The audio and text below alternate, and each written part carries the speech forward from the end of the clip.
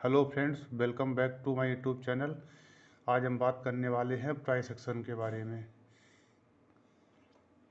Price action क्या है? Code language को डिकोड करने के लिए जो टूल यूज करते हैं उसे प्राइस एक्शन कहते हैं।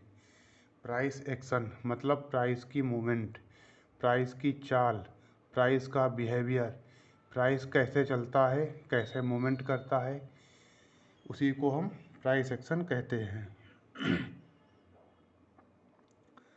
प्राइस सेक्शन को डिकोड करने के लिए कई प्रकार के टूल का यूज करते हैं, या ऐसे कह सकते हैं कि प्राइस एक्शन कई प्रकार का होता है, जैसे trend line, demand and supply, support and resistance और volume based price action. Price action को अप्लाई करने के लिए हमें ट्रेंड को पहले फाइंड आउट करना पड़ता है कि मार्केट किस ट्रेंड में चल रहा है। ट्रेंड हमारे 3 प्रकार के होते हैं: अप ट्रेंड, डाउन ट्रेंड और साइडवेज या consolidation. Up trend up trend का मतलब है कि मार्केट ऊपर साइड को जा रहा है, अप साइड जा रहा है। ये कैसे पता करेंगे? जब market higher high plus higher lows का फॉर्मेशन करता है तो उसे हम अप ट्रेंड कहते हैं। लोअर लो प्लस लोअर हाई का फॉर्मेशन होता है, वहाँ पर डाउन ट्रेंड होता है।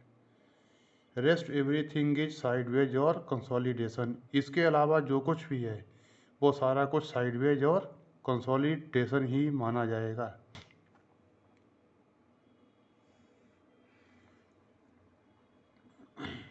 अप ट्रेंड कैसे हमें वेरीफाई करना है? Low high, higher low, higher high.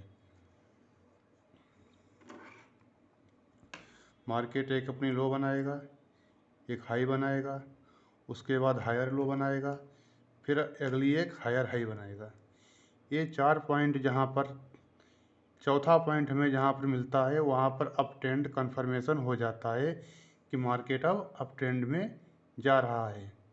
Market के लिए अप ट्रेंड कन्फर्मेशन के लिए 4 पॉइंट बहुत ज़रूरी हैं: low high, higher low, higher high. इसको हायर लो क्यों कहते हैं? ये लो तो है लेकिन पहले वाली लो से हाई पर है, इसीलिए इसको हम हायर लो कहते हैं। Low high, higher low, higher high. चौथे पॉइंट पर अप ट्रेंड कन्फर्म हो गया कि हमारा अब मार्केट में अप ट्रेंड चल रहा है। अब आते हैं डाउन ट्रेंड पर।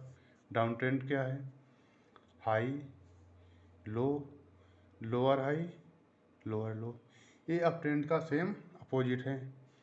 मार्केट ने एक हाई बनाई, उसके बाद एक लो बनाया, एक लोअर हाई बनाई। लोअर हाई का मतलब क्या है? हाई तो बनाई है लेकिन पहली वाली हाई से लो है। ये जो दूसरी हाई है ये पहली वाली हाई से लो है, इसीलिए इसको हायर लो कहेंगे। चौथी बार पॉइंट लोअर लो का हो गया। ये लो बनी है लेकिन पहले वाली लो से भी लो है, इसीलिए इसको लोअर लो कहेंगे। चौथा पॉइंट हमें मिलते ही हमारा डाउन ट्रेंड कन्फर्म हो गया। अब बात करते हैं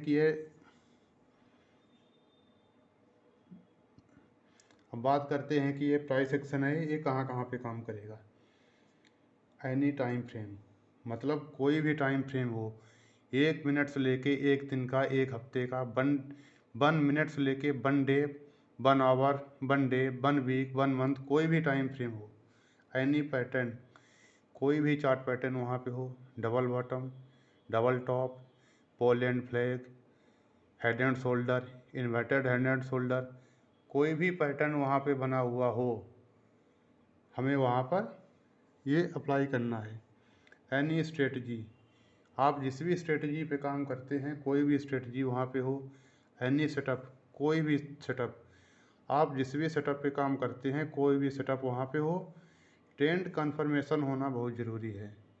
हमें कोई भी बाइंग साइड या सेल साइड कोई भी ट्रेड लेने के लिए पहले ट्रेंड का कन्फर्मेशन होना बहुत ज़रूरी है कि मार्केट अप ट्रेंड में है या मार्केट डाउन ट्रेंड में है। जब तक ट्रेंड कन्फर्मेशन नहीं है, जब तक ट्रेड नहीं लेना है। सबसे इम्पोर्टेंट पॉइंट यह है कि ये रूल ऑप्शन को छोड़कर हर जगह यूज करेंगे, जैसे इक्विटी में, इंडेक्स में, फॉरेक्स में और एमसीएक्स, किसी भी मार्केट में करेंगे, लेकिन हम किसी भी मार्केट के किसी भी ऑप्शन के चार्ट में यूज नहीं करेंगे। इसका सीधा सा मतलब ये है कि ऑप्शन के चार्ट में थीटा टिके हो जाएगा, लो और हाई हमें फाइंड आउट करने में मुश्किल होगा, क्योंकि जिस तरीके से हमें इक्विटी का चार्ट चलेगा, इंडेक्स का चार्ट चलेगा, सेम उसी प्रकार से ऑप्शन का चार्ट मूवमेंट, उसमें हमें लो और हाई फाइंड आउट करने में प्रॉब्लम आएगी। इसलिए हम जिसमें भी यूज करेंगे इंडेक्स के चार्ट में करेंगे, चाहे वो इक्विटी का हो, इंडेक्स हो, फॉरेक्स हो, चाहे एमसीएक्स हो। हमें इस रूल को केवल इंडेक्स में ही अप्लाई करना है या फ्यूचर के चार्ट में करना है, ऑप्शन के चार्ट में नहीं इसको करना है। आई होप दोस्तों आप लोगों को इतना समझ में आया होगा। अब मिलते हैं अगले वीडियो में। धन्यवाद।